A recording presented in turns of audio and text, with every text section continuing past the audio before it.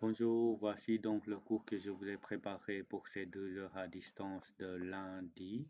Donc, nous allons essayer de terminer le chapitre 1, c'est-à-dire la dernière partie du cours sur les progressions exponentielles. Ok, c'est pas linéaire, c'est exponentiel. Je vais commencer donc par un petit rappel sur ce qu'on avait déjà vu, puisque au cours passé, certains m'avaient dit que ça a été un peu trop vite. Voilà. Donc pour ceux qui ont besoin, vous pouvez encore écouter une fois l'explication, mais pour ceux qui ont bien compris, donc ce qu'il a été expliqué la semaine passée en classe, vous pouvez tout de suite passer à la partie où je vais commencer à expliquer ce qu'il faut faire pour des problèmes. OK? C'est-à-dire les problèmes qui se trouvent à la page 29 et 30. Donc, là, donc, un petit rappel pour commencer, hein. Donc, une évolution exponentielle. Voilà, ici, la page 27. Donc, une évolution exponentielle, par définition, si on voulait l'écrire sous forme d'une relation, bah, ça s'écrit comme y égale à vi fois a exposant x. Donc, le vi, c'était ce qu'on appelle la valeur initiale, ok, la valeur de base, la valeur initiale, et celle-ci, pour la retrouver dans le tableau, bah, en fait, c'était la valeur qui se situe en dessous de 0. Ok, en dessous de 0, on a le VI. Et après la valeur de A, c'est ce qu'on appelle la base exponentielle. Et la base exponentielle, c'est la valeur à laquelle on multiplie pour passer d'une colonne à l'autre. OK? Donc, avec ces deux valeurs-là, normalement, on a tout ce qu'il faut pour décrire ce que c'est une évolution exponentielle. Maintenant, par exemple, l'exercice 1, ça on l'avait déjà fait en classe, compléter le tableau des valeurs ou des expressions. Donc ici, on nous donne les deux premières lignes du tableau bah, pour passer de 8 à... on a 8, c'était donc le VI. OK? 8, c'était donc le VI. Pour avoir le A, on doit savoir par combien on doit multiplier pour passer de 8 à 40. Bah, on fait x 5. Ce qui signifie que A égale à 5. Et si je dois faire chaque fois x 5, donc 40 x 5, on va arriver à 200. 200 x 5, on va arriver à 1000. Et puis 1000 x 5, on va arriver à 5000. On va arriver à 5000. Et ici, donc, la relation Y, bah, VI, c'était égal à 8 fois 5. Pourquoi? Puisque là, chaque fois, je fais multiplier par 5 et exposons X. Voilà, c'est ça la relation. Maintenant, la deuxième cas que vous voyez ici, de nouveau, on a VI qui est égal à 10. Maintenant, pour trouver par quoi on avait multiplié, bah, il fallait se dire, pour passer de là à là, je fais fois A. Pour passer de là à là, je fais fois A aussi. De cette manière, qu'est-ce qu'on sait? On sait que 10 fois A égale à 40. C'est-à-dire 10 fois A au carré, puisque A fois A, c'était A au carré, ok, qui est égal à 40.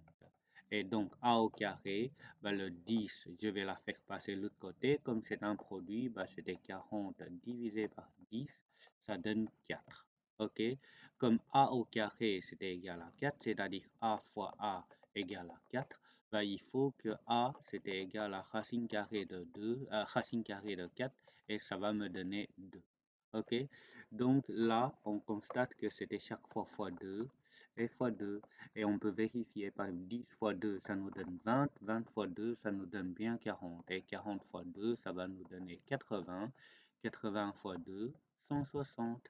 Donc la relation qu'on va avoir, la valeur initiale, c'était 10, fois la valeur à laquelle on multiplie chaque fois, c'était donc 2, tout exposant x. Voilà. Le tableau 3. Là, on nous donne la relation et on va compléter le tableau. Ici, la relation, c'était donc y égale à 64 fois 0,5 exposant x. Qu'est-ce que cela voulait dire? 64, c'était la valeur initiale qui se trouve là. Et le 0,5, c'est-à-dire pour passer d'une ligne à l'autre, je vais à chaque fois faire fois 0,5. Et là, vous pouvez essayer votre calculatrice. Donc, 64 fois 0,5, vous allez trouver 32. 32 fois 0,5, vous allez trouver 16. 16 fois 0,5, on va trouver 8. Et là, faites attention, ici ce n'est pas 4, mais c'est un 8. Donc on ne peut pas directement faire fois 0,5. Donc ça ne marche pas puisque euh, les chiffres x ne se suivent pas. Alors qu'est-ce qu'il faut faire pour trouver la valeur ici? Je prends la relation là, je remplace le x, ok? Je remplace le x qui est ici par 8. Ok, ce que je dois faire, c'était donc 64 fois 0,5, tout exposant 8. Et ça, si on va calculer, donc 64 fois 0,5, tout exposant 8, j'arrive à 0,25. Donc, c'était 0,25. OK? Le tableau 4. Là, il y a une propriété aussi assez importante que vous devez retenir. Ici, qu'est-ce qu'on voit? On voit qu'on fait chaque fois diviser par 10, puisqu'il y a un 0 de moins. Donc, si je fais diviser par 10, qu'est-ce que je vais avoir? Je vais avoir ici 10. Là, je vais avoir 1. OK? Maintenant, là, de nouveau, comme vous le voyez, c'était 10. Donc, les valeurs de x ne se suivent pas. Donc, pour la déterminer, on a besoin d'abord obtenir la relation. La relation, c'était VI qui est 1000 fois la valeur à laquelle on multiplie. Là, très important, c'est la valeur à laquelle on multiplie. Donc là, vous devez savoir que divisé par 10, on peut la réécrire comme fois 1 dixième. Ça, vous devez le retenir. Un autre exemple, si c'était divisé par 36, revient à faire fois 1 sur 36. OK? Ça, vous devez retenir. Du coup, là, le divisé par 10, en fait, c'est la même chose de faire fois 1 dixième. Donc, fois 1 dixième, tout exposant x. Puisque dans une relation exponentielle, on doit tout le temps travailler avec des multiplications. OK? Donc, ce qui signifie que pour passer de là à là, qu'est-ce que je fais? Je vais remplacer le x par 10, c'est-à-dire 1000 fois 1 sur 10, tout exposant 10. On va essayer de voir ce que ça donne. Donc, 1000 fois 1 sur 10, tout exposant 10. J'arrive à 10 exposant moins 7, c'est-à-dire 0,00000001. Voilà, ça c'était donc la réponse. Ça, c'était donc l'exercice que vous devez faire attention lorsqu'on vous donne donc un tableau ou une relation. Vous devez être capable de faire le lien entre les deux. OK? Maintenant, le lien entre un pourcentage et les exponentielles, ça, on l'avait fait aussi rapidement en classe. C'est-à-dire, on a Maxime acheté une maison à 200 000 euros et sachant que sa valeur augmente de 5%. Chaque année, comment on peut faire pour compléter le tableau? En classe, on avait fait une façon qui est assez longue et je vous avais expliqué une façon qui est beaucoup plus courte. Donc, moi, je vais tout de suite euh, commencer par vous expliquer la façon qui est plus rapide, qui est plus courte. Et c'est cette façon-là que vous devez retenir. Déjà, une première chose, Maxime a acheté une maison à 200 000 euros. Donc 200 000 euros, c'est la valeur de base, c'est la valeur initiale. C'est-à-dire à l'année 0, un P, au départ, on a la valeur de la maison, c'était 200 000 euros. Et après, pour savoir par quoi on doit multiplier, il faut faire l'opération suivante. Comme c'est une augmentation de 5%, ok, on doit se dire que à la base, j'ai toujours 100%. Et si ça augmente de 5%, je vais arriver à 105%. comme ça augmente, donc c'est plus. OK? Quand ça augmente, on doit faire plus. Et si on fait 105 divisé par 100, bah, ça va me donner 1,05. Donc, en fait, la valeur de A ici, c'était 1,05. C'est-à-dire, chaque fois, je dois faire fois 1,05. Du coup, je peux prendre ma calculatrice et on doit faire donc 200 000 fois 1,05. On arrive à 210 000 euros.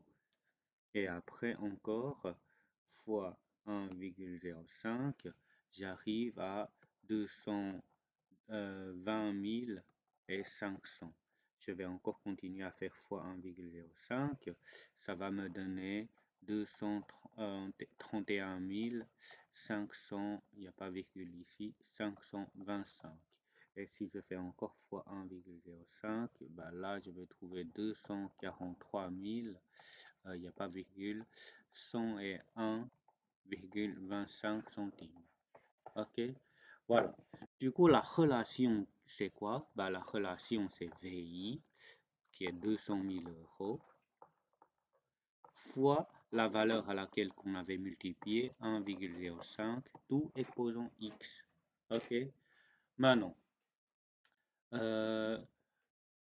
l'exemple suivant, là, pareil. Maxime a aussi acheté une voiture à 12 000 euros. Donc, 12 000 euros, c'était la valeur initiale. On a 12 000 ici. Ensuite, pour savoir la valeur à laquelle on va multiplier, on doit prendre cette information-là. OK? Diminue de 20%. Qu'est-ce que cela signifie diminue de 20%? Bah, diminue de 20%, ce qui signifie que à la base, j'ai toujours 100%. Comme ça diminue, bah, je dois faire moins 20%. Et quand je fais la différence, j'aurai 80%. Et 80% en nombre décimal, bah, il faut faire 80 divisé par 100. On va trouver 0,8. Donc là, on doit faire fois 0,8. Ce qui fait que bah, on va faire 12 000 fois 0,8. On arrive à 9 600. Et je fais encore fois 0,8. 7 680 fois 0,8. 6 114. Non, 6144 fois 0,8. On arrive à 4 915,2. Ok. Cette partie-là, je me rappelle bien qu'on l'avait aussi fait, mais comme ça a été un peu trop rapide, c'est pour ça que je vous le remontre dans la vidéo. Ok. Voilà. Donc, comme ça, on peut avoir la relation. On peut avoir la relation, donc, VI 12 000 euros fois la valeur à laquelle on multiplie, c'est égal à 0,8, tout exposant X. Voilà, donc ça c'était la partie qu'on avait déjà terminée. OK?